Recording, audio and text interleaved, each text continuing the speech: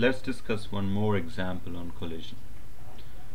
So what we have here is we have this block of mass 100 grams or 0.1 kilograms is moving along the x-axis with the velocity of 10 meters per second, and it encounters a mass which has a spring in front, and this mass is also 0.1 kilogram, and it has velocity v equals 20 meters per second, but it's pointed in this direction. So the first question is, what is the maximum compression in the spring? Okay, so what is going to be the maximum compression in the spring? So what are we trying to tell here is that these two guys have kinetic energy, and just to make it clear, what kind of collision is this? Well, there's a spring in between, so it's an elastic collision. It's not an inelastic collision, so energy is conserved throughout the collision. Okay, having said that, what is the maximum compression in the spring?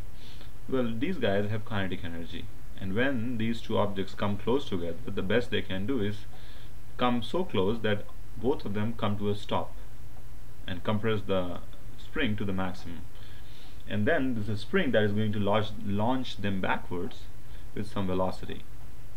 So all the kinetic energy is going to get transferred and become the spring potential energy. So what is the initial energy, which is the kinetic energy for both the masses?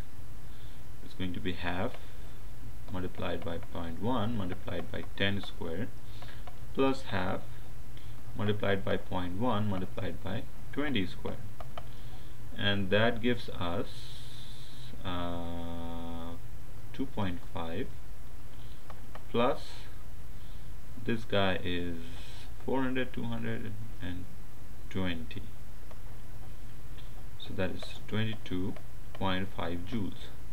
Now if all of this energy goes in compressing the spring, then we expect half kx squared, which is the spring potential energy of the spring, where x is the compression in the spring, to be same as 22.5.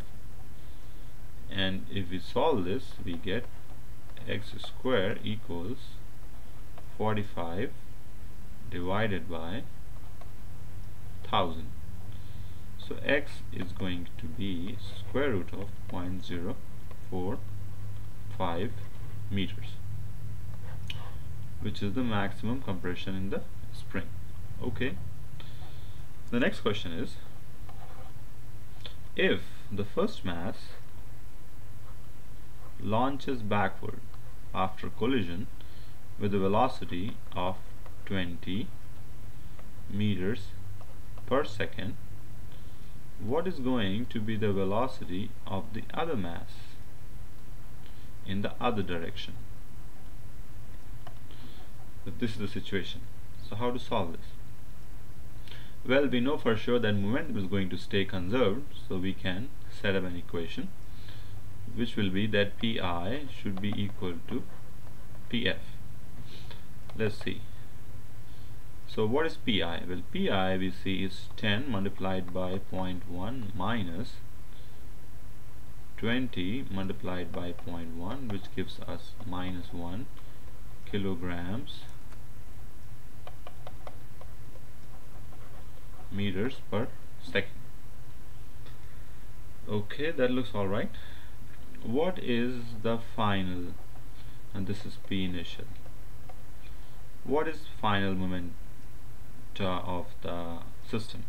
The final momentum of the system is going to be, you see this guy is moving in this direction, this is moving in this direction, and it's going to be 0.1 v minus 20 multiplied by 0.1, and this should be same as Pi, which means should be same as minus 1.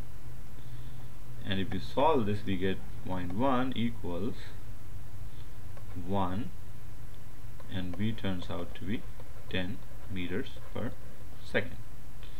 So these guys, they exchange velocity. Okay, we'll have more examples on collisions. This is an interesting and little difficult topic.